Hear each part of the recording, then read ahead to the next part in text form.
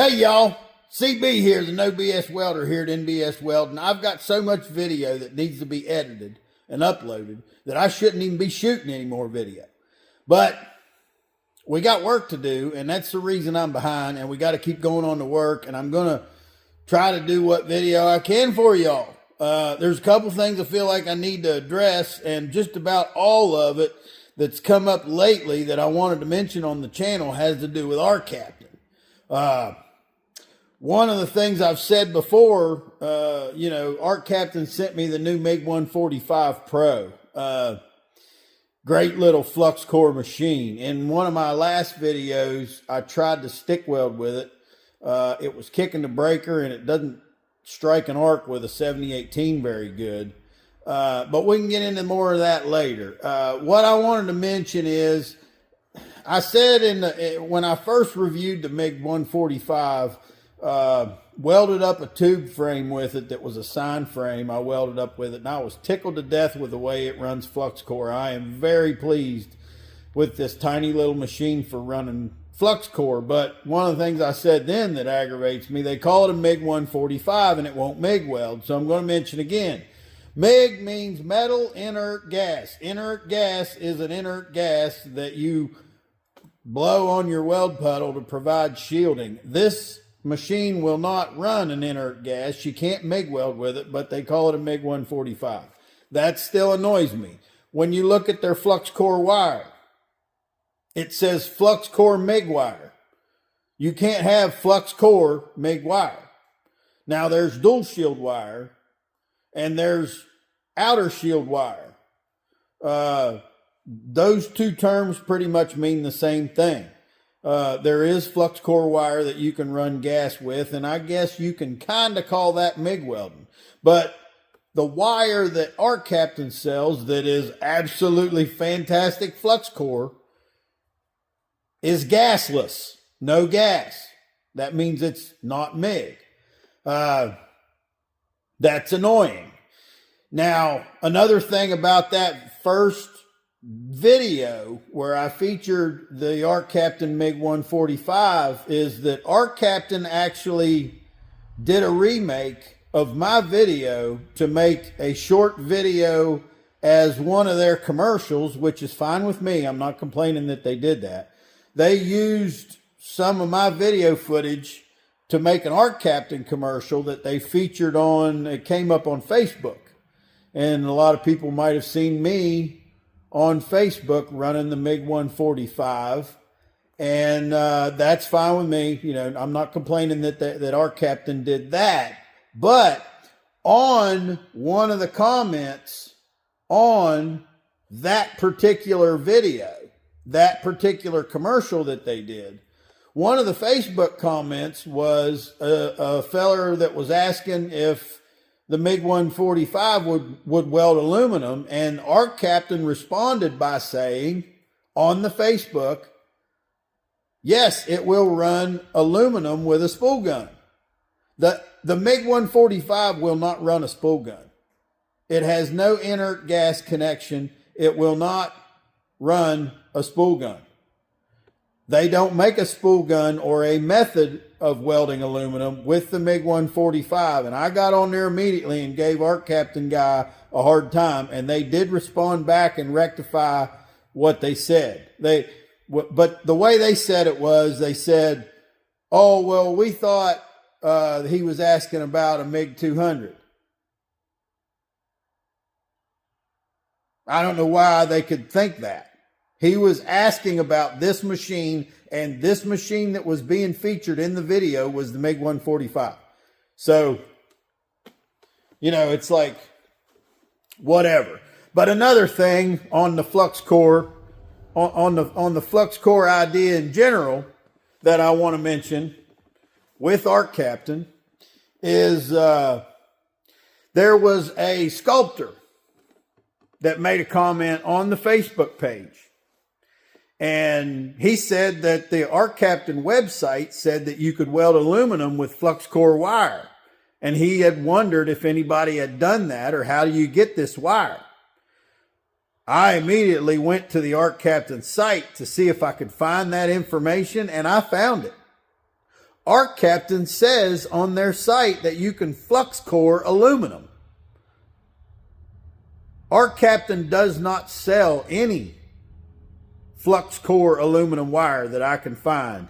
And although there is one place on all of the World Wide Web that I did find a flux core aluminum wire, it is not available to buy. I can't get it. It says not available. It comes up, but it says not available.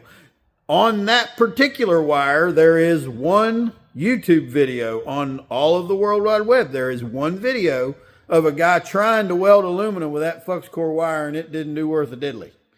As far as I know right now, with everything I know about everything I can find on the internet, you can't buy flux core wire for aluminum anywhere. As far as I know, in over 30 years of welding, I know of no occasion where I've seen any flux core wire that would weld aluminum. And if there is a flux core wire that would be made for welding aluminum, knowing what I know about welding, odds are it wouldn't work worth a shit. But on the Arccaptain website, it says that you can flux core aluminum. That sucks. There, you know, this is stuff you run into with these companies. You know, it's a little bit hard to communicate with them. You can tell when you're trying to communicate with them that you're fighting a little bit of a language barrier. And I think, you know, it's one of these things where to a certain extent we got to deal with it. You know, because something like that Arccaptain MiG 200 that you can get sometimes for $300-400 that will do almost anything you would ever need to do as a hobby welder. You know, I ran 3/16 70-14 structural rods one after another wide open with that machine until I could smell the leads burning, and it took it. You know, I have MIG welded 035 wire as hot as you could dream to weld it, and it does great. It is awesome with flux core. But if you were to buy a Miller, an American-made Miller welding machine that compares with an Arccaptain, you know, you're talking about an Arccaptain that you're going to buy for $300 or $400 compared to a Miller that's going to be $3,000 or $4,000. Here's the thing. I feel like this market for these machines like the Arccaptain is an important market because it allows people to buy welding equipment and use it and get started into welding where otherwise they absolutely could not do it. Yeah, I weld professionally. I've been a certified welder since 1992. I pay my bills this way. I can pay $10,000 for a welding machine. If you want to do some hobby stuff or just get started in your garage, you can't pay 10 grand for a machine. But I actually, you know, I run into people. I ran into a guy at a store parking lot a couple of months ago that was telling me about one of these cheap machines where he got one in his garage and him and his 10-year-old son were TIG welding with it. That's awesome. That's awesome. You know, to get this 10-year-old kid started, you know, he can get his hands dirty and get in there and do something. That's awesome. And if that guy's only option for a welding machine was to pay $3,000 or $4,000 for a Miller or a Lincoln, he wouldn't have one.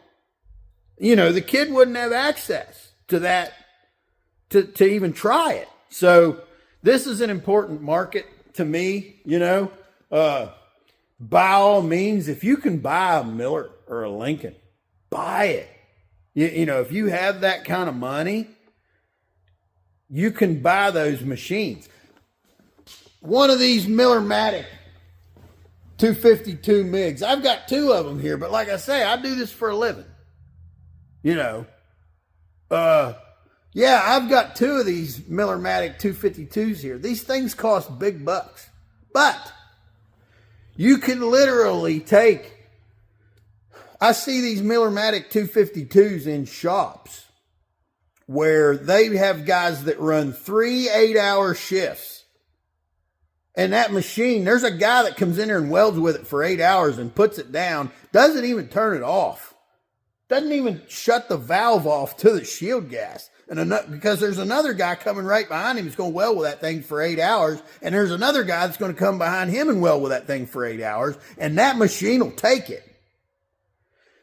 You shouldn't expect any kind of a budget machine to be that rock solid reliable and give the kind of, you know, customer support and everything that Miller's going to give you when you pay thousands of dollars for something like that Millermatic 252 right there. These are budget machines that people can afford to have in their garage, and that's what they're for. All right. Some of that I wanted to get off my chest. And another thing was, in one of my last videos, when I tried stick welding with the Arccaptain, I was trying to run a 332 7018. It doesn't light the rod very easy. It did weld okay once it got going, and it kicked the breaker. And one of the things I just did a minute ago, I'm taking a chance of burning my shop down for you guys to do this little test.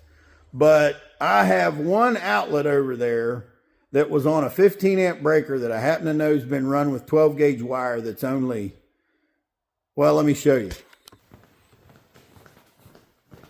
That outlet has one wire that runs from right there to that power box. So, I mean, there's less than 2 feet of wire there. That wire is a 12 gauge wire, and I had a 15 amp breaker on it. You can go to a 20, but we've had the Arccaptain on 2 different 20 amp breakers trying to stick weld with it, and on 110 volt 20 amp breaker, it was tripping the breaker running the 332 7018. I couldn't get it to burn the whole rod. What I just did a little bit ago, I put a 30 amp breaker on this outlet with 12 gauge wire, and that's not right. Be clear. If you have a 30 amp breaker, you should have 10 gauge wire. But I did it anyway. And what I did was I plugged in a small cord. This cord is probably 14 gauge or even lighter. But here's what I did. I just wanted to tell you real quick what I did. I got a couple welding rods. I put the machine on stick mode. Right here, I ran a 1/8 inch 6011. And you could tell that the open current voltage on the MiG 145 is kind of low. The rod wanted to go out. I ran a 332 7018, 3/32 inch 7018. Same issue. It lit better on the 30 amp breaker than it did the 20, but it wanted to go out. I did run into that. Having it on 100 amps gave me enough amps to make the weld, but every once in a while it would just go out for no reason. And when they do that, it's an issue with open current voltage. But just as a test, I went and got a 5/32 inch jet rod, 7024. Turned the thing on 145, wide open. And that's how much I welded. Big bunch of weld. Good looking weld. And it tripped the breaker. It even tripped that 30 amp breaker. Eventually. You know, that's a lot of welding, but by the time I'd done that, I come over here and I grabbed this ground and it was hot. I went over here and I touched this little cord that it was plugged into. And that cord was warm. So, anyway, that's that. probably post this all by itself. I got about 15 minutes of video right there, and then we'll go on to the next thing. Hey y'all, CB here in the break room at NBS Welding, coming to you with another merch video. Want to look at the merchandise, show you what we got. You can help support the channel by buying items. We got the NBS Welding t-shirts, got the NBS Welding on the chest on the front, got the great big NBS Welding here on the back, got the American flag on the sleeve. $25 plus shipping. Send Tina an email if you'd be interested in buying a t-shirt. $25 plus shipping. Send Tina an email, nbswelding@aol.com. The stickers. Got the small size stickers, $3. Medium sticker, $5. The big bumper stickers, $10. The coins, .999 fine silver. If you'd be interested in investing in the silver coin, got NBS Welding name and phone number on the front. Got the bull logo on the back. $50. $50 for the coins. Also with the coins, we've got the plastic case. Keeps the silver nice. Keeps it from getting fingerprinted and all that scratched up. The NBS Welding cups. Got the NBS Welding cups with the bull logo, and it says less yakking, more tacking. Got the QR code on the top. You can scan that. It'll take you to the NBS Welding YouTube channel. $27 for a cup. And I've had somebody said that I should sign the cups. I'm not doing that yet. I don't know if you want me to do that or not. But if you want a cup and you want me to sign it, I'll take a Sharpie and I'll sign it. I'll write whatever you want on there. Let us know. Send us an email. nbswelding@aol.com. Email Tina. And I'm not wearing an NBS shirt. I'm wearing a Kretschmer Excavating shirt. These are my buddies up in northeastern PA. If you need excavation work done in Wayne County, northeastern PA area, get a hold of my guy Cody up there. He can dig it. All right. I want to thank y'all for watching the NBS Welding YouTube channel. I appreciate all the support. Please continue to support, like, subscribe to videos, comment on the videos. If you don't have a comment, just go to the comment section, hit any letter, number, the period, whatever. The algorithm doesn't know the difference. Just, that helps support the channel. It helps get the videos out there. And y'all learn how to work with what you got. That way you always have everything you need.